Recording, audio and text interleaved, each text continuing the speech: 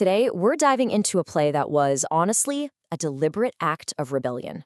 We're talking about a comedy that wasn't just written to get a few laughs. It was designed to pick a fight with the biggest, most popular trend in 18th-century theater.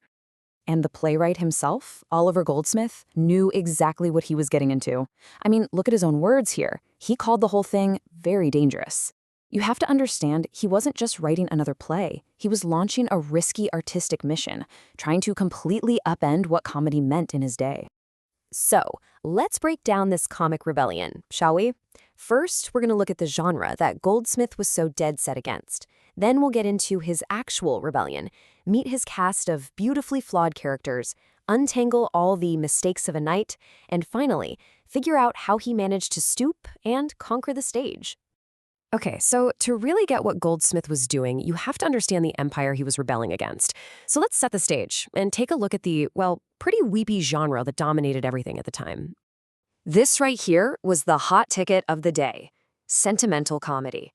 Think of plays that were all about making audiences feel super virtuous by having them cry over the noble suffering of characters who were just perfect. The goal wasn't a big, hearty belly laugh. It was more like a sniffle that proved you were a good person. And this is where you really see the battle lines drawn. On one side, you've got sentimental comedy, obsessed with morality and making you feel pity.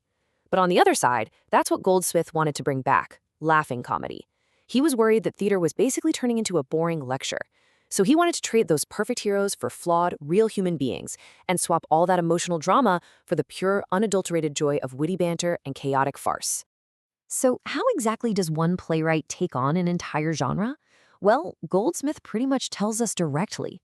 This play isn't just a story. You can think of it as his manifesto. You know, by dedicating this play to Dr. Samuel Johnson, who was the literary giant of the time, Goldsmith was making a huge statement. It was a power move, really. He's framing his own work as this risky, important, artistic argument, and he's basically borrowing Johnson's seal of approval to give his challenge some serious weight.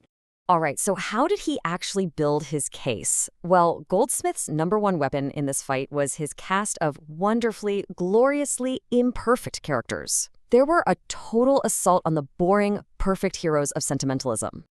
So instead of these moral role models, we get people, real people driven by hilarious contradictions.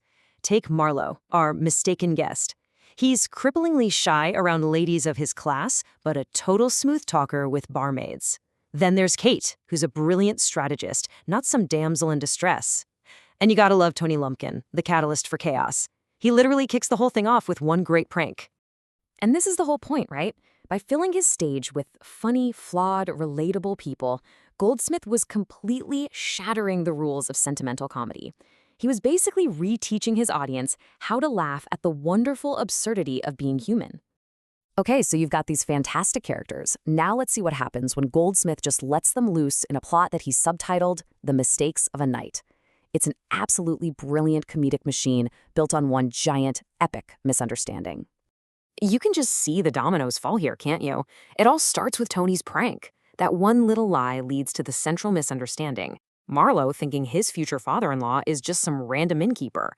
And that forces Kate to put on her disguise, which then sets off this incredible spiral of hilarious and deeply ironic situations. Just listen to him. When Marlow thinks he's talking to the prim and proper Miss Hardcastle, he can barely string 2 words together. He is a stuttering, timid wreck, so terrified he can't even make eye contact. But then, the moment he meets Kate, dressed as a barmaid, he completely transforms. All of a sudden, he's this bold, charming, incredibly forward flirt. It's the exact opposite of the guy we just saw, and this is where the comedy really just explodes.